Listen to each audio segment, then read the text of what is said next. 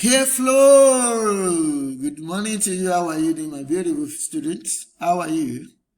I hope I did not scare you by screaming. Well, we have to just do that to make ourselves happy. Alright, today is a wonderful day, and I believe you are going to enjoy the class. Alright, so the topic we are looking at today is airflow. Okay, and the subject is basic technology. And I am a regular teacher, Mr. Jagede. So I believe you are fine. Alright. So let's look at our learning objectives. 1, you should be able to define airflow. 2, you should be able to state the methods of generating airflow. 3, explain air pressure and speed in airflow. 4, state the forces that act on planes, aircraft. 5, state pneumatics devices and their functions. Definition of airflow. Airflow simply means the motion or movement of air current around an object as it moves through the air. When we talk about airflows there, we mean the movement of air from one place to the another. Alright? A moving air possesses kinetic energy and can destroy anything on its path. Alright? You've seen how winds blow off the roof of a house. You've seen how winds were able to bring down trees. So it shows how powerful air is when it is moving. Alright? Now, methods of generating airflows. These are the things you can do around you or you have seen. Okay, the first one on my list is a fan. Everybody uses fan, whether electrical fan or manual fan.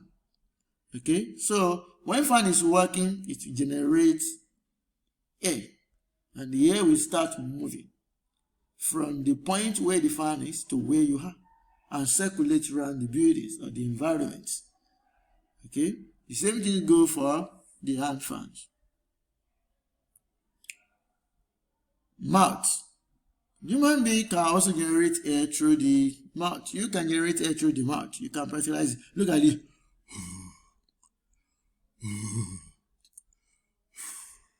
What I just did now is to generate air from my mouth. And you can do the same thing. You can use the air to fill balloon. You can use the air to cool hot substance. You can use the air to quench fire, even though it is not advisable. Alright, you can use the air to produce sound from musical instruments that employs air in their operation. Alright? Moving forward. Bellows. Bellows. The bellows used by blacksmiths is used to generate airflow. The airflow generated is used to blow the blacksmith forge. Look at bellows here. This place is compressible. It is compressible. All you need to do is to press it down. As you press it down, air will flow out from the nozzles of the bellows. And if there is a forge here, the forge will begin to eat the more. And if you have any anvils here or any hammer on this metal that is being worked on, then the work can be done more easily. So bellows are used by blacksmiths to generate air pressure. Now, air pump. Thank God you've seen this. Even though you've not seen this, you should have seen this, because this is bicycle pump. Okay, as soon as the lever is pressed down, alright, the air will flow under pressure through the noses, through the tube, to any object that requires its uses. Alright, so you have motorized pump. What you just need to do is either to plug in a source of power from here, then the air will start circulating down until you get to where it will be useful. All right? So they work on the principle of compressed air. All right? Now let's talk about air pressure now. Air pressure. Now, what is air pressure? It is a force that air exerts on everything on the earth. It is a force that air exerts on everything on the earth. Okay, look at somebody that is working with parachute. If you look at him in the space, how will it? You see all the clothes he put on will be forced to fly by what? Air pressure. Okay? The air pressure is also known as atmospheric pressure. Atmospheric pressure is also known as the prevailing pressure of an environment. Alright? So we measure them with barometer. So air pressure varies from one place to another on the air surface. Why? Because air surface are different height of sea level. Okay, you see some area they are hilly, some area they are valley, some areas are mountainous areas, some areas are around river. So they are at different level. Okay, so that is why air pressure varies, because the higher the height, the higher the air pressure. Okay, if you go to the mountain, no, you don't even need to go to the mountain. If you are living in upstairs, all right, a story building, and someone is living down in the ground floor, those are the story building will experience more air pressure than those that are what? Below. That is the people in the ground floor. Why? Because the higher your height from the ground to the atmosphere, the higher will be the air pressure. Alright? Take note of that.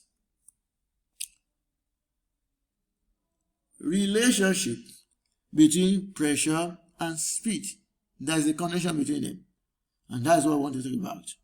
Now, someone will ask, what is a wind? Wind is a moving air. Not just moving air under high pressure. That is why it is wind. And that is why it is capable of destroying anything along its path. Alright? So, we know that it is propelled by pressure. So, places on the air surface are not equally heated at the same time on the daytime. Alright? So, places on the earth that are more heated, we have a low pressure. Why? Because when a place is highly heated, the air will get hot and the humidity will reduce. Then the air will have lost its power to apply pressure on the surrounding. Okay? This pressure difference causes airflow from the region of higher pressure to the region of low pressure. Okay? The speed of air is determined by the amount of degree of pressure difference. I've told you. What I saying that the higher the speed, the higher the pressure. Okay? The lower the speed, the lower the pressure. If the pressure is small, the air moves slowly. This is referred to as breeze. Right? That's why you can go out there and take cool breeze, enjoy cool breeze, but you cannot enjoy cool wind. Alright? So when the pressure is high, a fast moving air occurs when pressure difference is what? It's very high. Let's go, move forward. lift and drag. Lift and drag. Lift. Lift is the upward force generated perpendicularly to the direction of the travel of an object. It occurs when air flows over an object, causing a difference in the pressure above and beneath the object. The pressure beneath the object becomes greater than the pressure above, and the object is capable of flying. Lift is usually greater than weight, which is the opposite force acting downward. An object that is shaped to generate maximum lift is called airfoil. Before we leave here, just know that lift is that force that is able to make objects to float in air or to fly in air. You see plane. Plane is able to fly and remain up there because of what? The force of lift. Why? Because the pressure below the aircraft is higher than the pressure above it. So the pressure below it is the one propelling it to move upwards. The pressure below it is able to sustain the aircraft or the plane to remain in space. Alright? Drag. The opposite of lift force is drag force. What is this drag force? Drag force is the force that generated parallel but the opposite direction of flight of an object moving in the air. Just like you want to move forward. Someone is behind me, someone is behind you, dragging you back. Okay? So if the force that is moving you forward is not more than the force that is dragging you back, the result is that you will be dragged back completely. Alright? The same thing goes for every object that flies. Okay? So, drag is the force that is opposing its normal movement or motion. Number 2, it creates serious difficulty for massive objects like an airplane trying to fly through the air. So, if drag is a problem, then during construction of airplanes and aircraft rather, let's use aircraft, general name for all of them. So we have to reduce drag during design and production of aircraft. How can we do that? We can do that by building sophisticated engine that will be able to outpower the effect of drag. Or we make sure that the nose of the airplane is designed to be a very pointed one in order to reduce the effect of drag. Alright? Take note of that. Thrust force. Thrust force. The thrust force is the force produced by the engine responsible for moving the aircraft forward and is aligned to counter the drag force and keep it at its cruising speed. Okay? So increase in thrust of airplane causes an increase in its motion and speed. While decrease in speed, we have to increase the drag. Alright? We have to increase the drag. The more powerful the thrust force, the more powerful the airplane's speed and motion. Principle of flying aircraft. Some of you have wondered, how is it that aircraft is able to fly? Why is it that plane flies and will not come down? What makes it to fly? These are the questions that have been coming to your minds, which you have not probably asked somebody. Alright? Now, you should get to know that there are 4 forces that act on plane when airplane is flying. They are lift, weight, drag, and thrust. These are the 4 forces that act on plane. And we have explained all of them. So, but let's talk more about it now. As air blows across the wing of the airplane, what it causes is it causes it to lift itself. Okay? It causes it to lift itself. And I told you that the air pressure below the wings of the plane or under the planes are higher than the pressure above it. So it is that pressure that is lifting it. I have said that before. Alright? So, and the force itself is greater than the weight. That is the force of gravity that tends to pull it down. Now, the aircraft generates the thrust force from the engine, okay, which moves the airplane forward against the drag force, which opposes the forward motion of the airplane.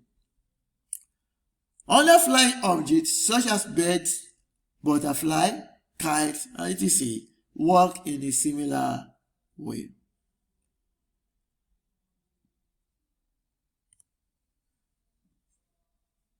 Pneumatics. Pneumatics is another subtopic that talks about airflow. Pneumatics deal with the mechanical properties of gases.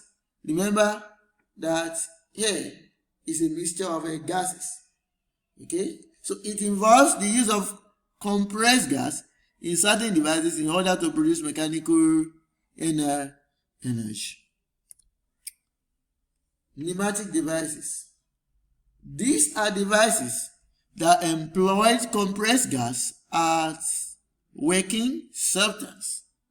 They include compressors, vacuum pump,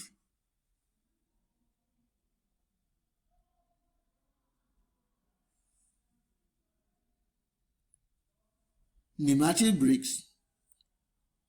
Pneumatic brakes are brake on buses and trucks. Pneumatic cylinders. The pneumatic cylinders use the power of compressed gas to produce mechanical energy.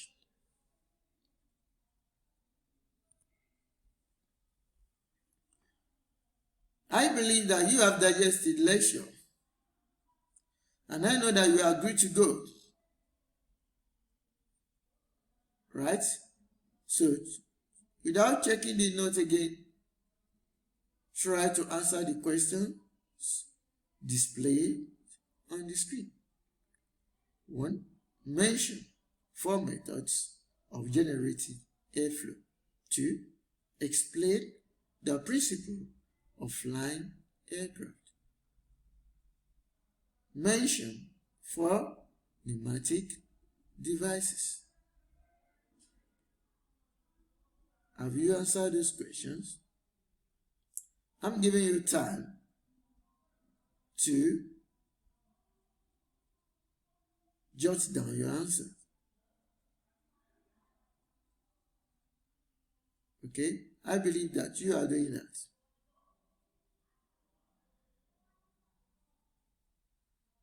One minute more for that.